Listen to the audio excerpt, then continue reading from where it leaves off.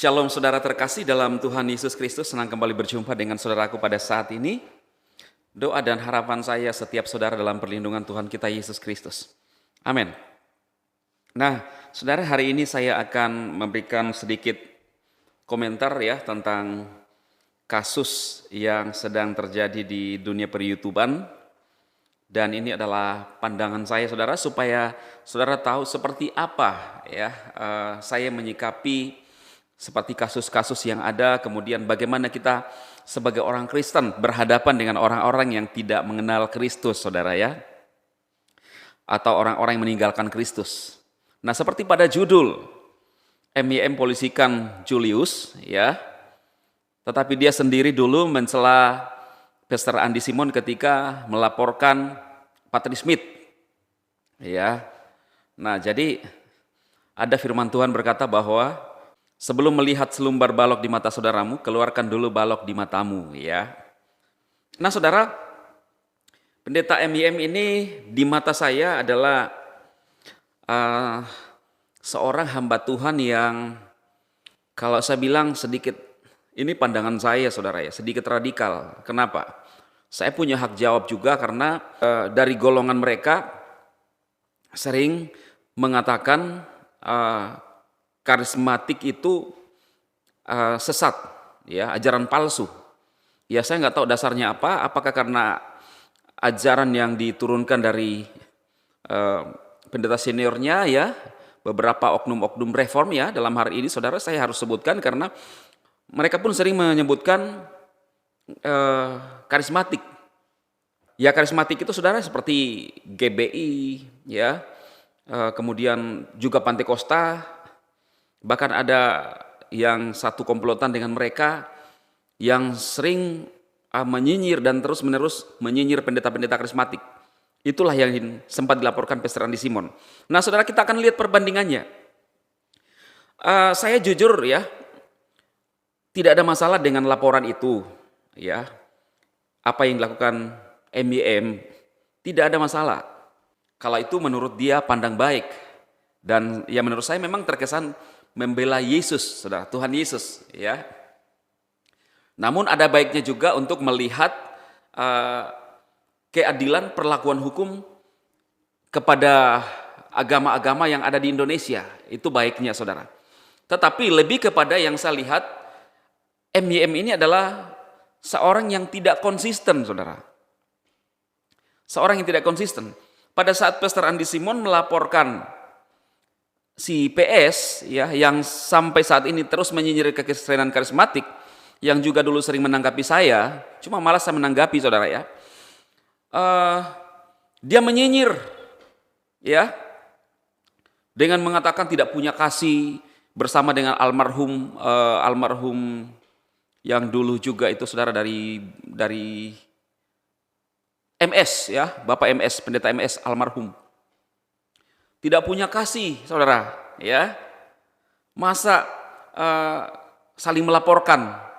Padahal kalau saya lihat kasusnya, memang Pastor Andi Simon itu lebih cocok melaporkan karena apa? Menfitnah.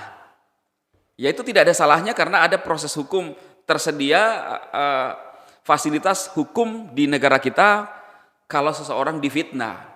Dan memang tidak ada di Alkitab juga mengatakan kalau kamu difitnah, jangan laporkan. Hanya dikatakan berbahagialah kalau difitnah. Itu tergantung kita, kalau merasa dirugikan, kita serahkan kepada hukum yang berlaku. Ya kan, saudara?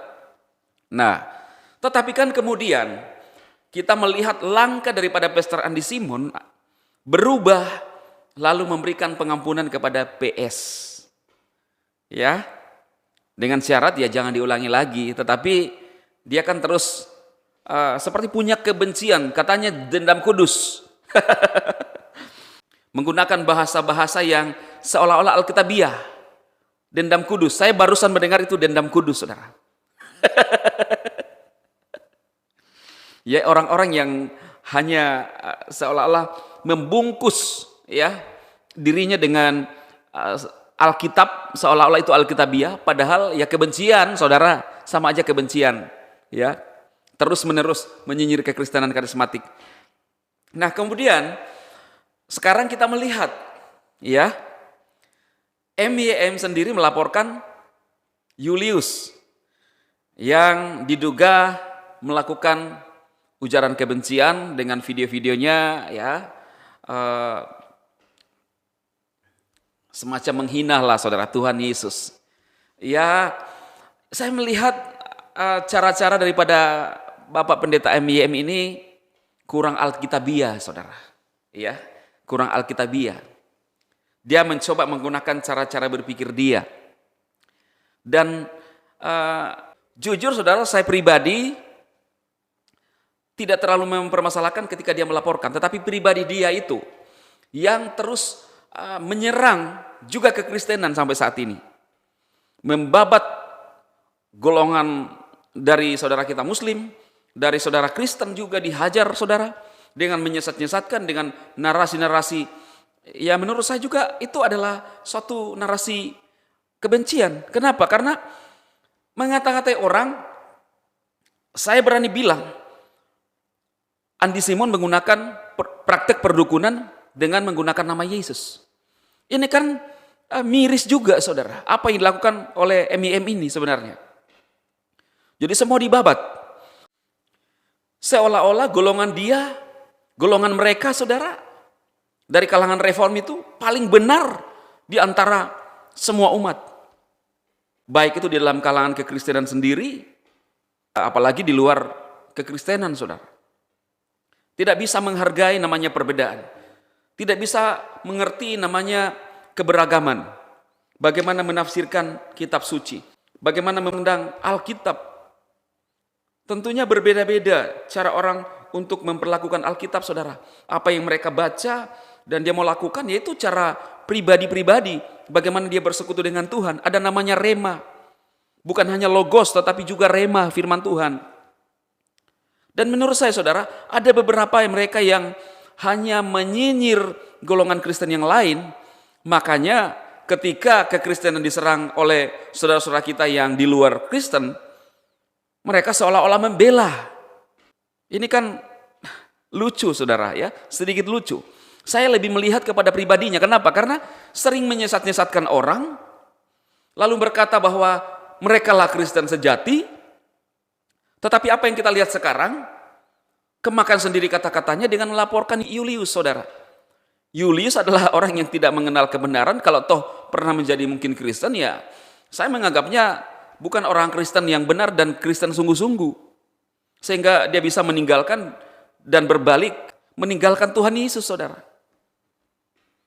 Jadi biarlah apa yang saya sampaikan ini juga memberikan satu cara pandang, menjadi satu perenungan bagi saudara-saudara sekalian, bahwa memang kita orang Kristen, Alkitab sudah mencatat bahwa kita akan dianiaya, kita akan dikucilkan, kita akan dihina. Karena apa? Karena nama Yesus, saudara. Yesus sendiri berkata, tetapi kita berdoa bagi mereka, dan Tuhanlah yang akan membela kita, saudara. Ya kalau misalnya MYM melaporkan, ya tidak ada masalah sih. Ada bagusnya juga untuk melihat bagaimana perlakuan hukum yang ada di Indonesia. Tetapi saya lebih melihatnya bahwa kita bereskan diri kita dulu pernah menyerang orang lain karena melaporkan, sekarang juga terkena kasus yang sama, saudara. Itulah yang saya sampaikan di awal firman Tuhan, bahwa lihat dulu selumbar balok di matamu sebelum melihat balok di mata saudaramu. Lalu berkata, saya keluarkan balok di mata kamu, padahal balok di mata kita lebih besar. Ini artinya lebih menghakimi, saudara. Karena Yesus mengajarkan kita kasih, tidak ada alasan lain, saudara. Kalau kita mau menjadi orang Kristen yang sungguh-sungguh berkenan di hati Tuhan, kita harus punya kasih dan punya pengampunan kepada setiap manusia.